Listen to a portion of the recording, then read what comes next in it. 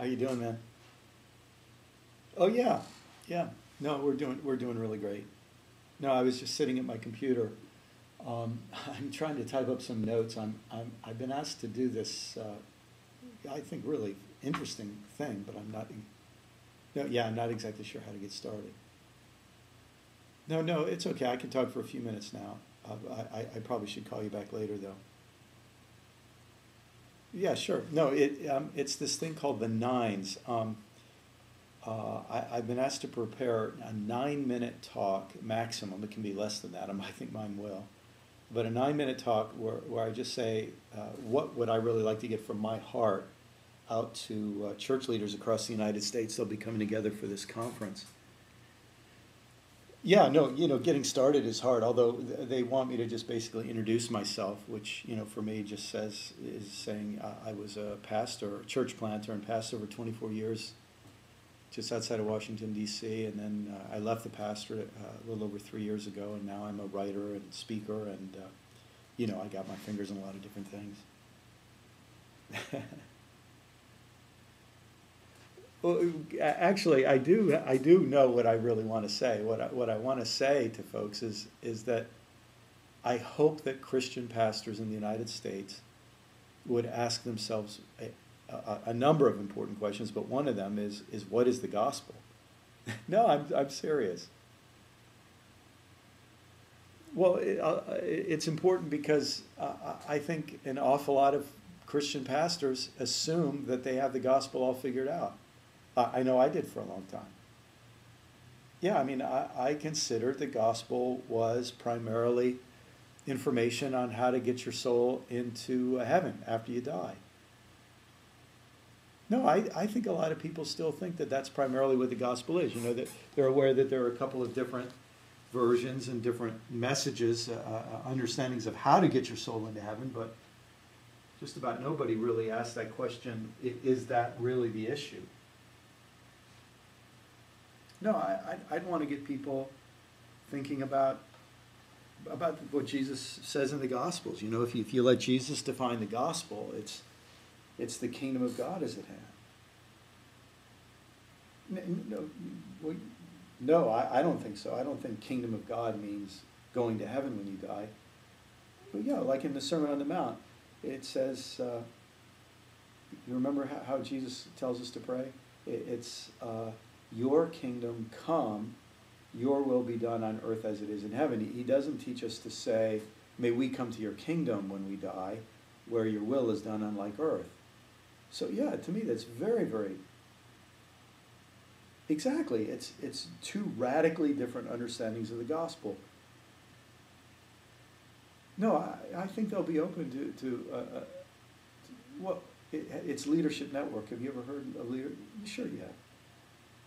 No, I know they have a reputation for not doing theology, but I think just about everybody understands that theology and practice are completely interwoven. You can't claim to be doing practice, best practices, without dealing with the theology underneath them. No, you're right. I think a lot of people do take for granted that they've already got the right theology, and now all they need to do is improve their practice. No, that's exactly what I'm suggesting, that you can have great practice that's working on a bad understanding of the gospel, and you'll get better and better at doing the wrong thing. No, actually, I think this is exactly what we're dealing with. Not too long ago, I met this guy who was a retired missionary from a country in Africa. Yeah, I don't think it's probably better for me not to say the name of the country, but I remember saying to him, kind of a stupid question. I said, well, how did it go? How did your career of missionary work in Africa go? And he said he was really troubled.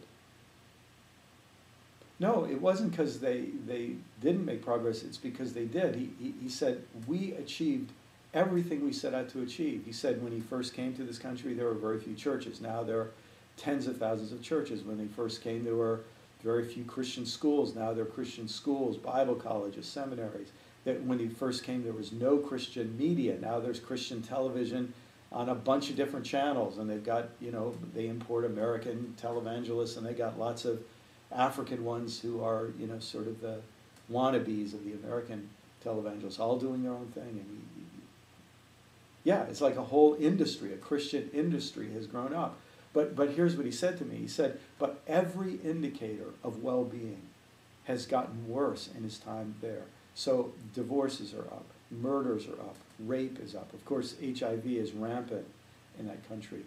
The ecology is breaking down. So they're getting bigger and bigger churches, more and more people in their churches, and life outside the churches is getting worse and worse. That to me is exactly the kind of question we got to deal with, because if you successfully build bigger and bigger churches with bigger budgets that are more successful, and meanwhile the world around you is you know, going down the toilet,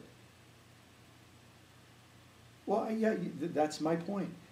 If their theology is that all that matters is get souls into the church so you can, you know, ship them to heaven like the church is a big warehouse, then of course they're succeeding at what they think the gospel is, and that's why. Exactly. No, that's it exactly. That's exactly what I want to say. You know, on our watch, while I was a pastor for 24 years, you know, we had the church growth movement, we had all of this stuff going on, but think about what's happened on our watch. The environment's getting worse, the liberal conservative polarity is getting worse, poverty, you know, we aren't disarming nuclear weapons yet, you know, but our churches are getting bigger. And we can just keep counting success as more butts and seats, but yeah, no, that's exactly what I'm saying. And for me, it's profoundly theological. That's why for me, I think my favorite part of being a pastor was the benediction at the end of the service. I mean, maybe not my favorite, but one of my favorites. I love the idea of sort of raising my hand and sending people out saying, you know, go forth to love and serve the Lord. You know, be an agent of the kingdom of God as a teacher. Be an agent of the kingdom of God as an engineer. God knows engineers cause a lot of damage in the world, but they could do a lot of good.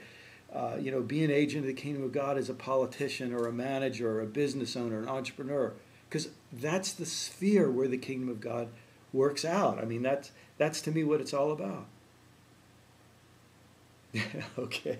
Well, no, actually, I think talking to you about it has probably helped me now. I've got some better idea of what I ought to say. Yeah, I don't know if it'll fill up 9 minutes or not, but I really believe it. It's really what's in my heart.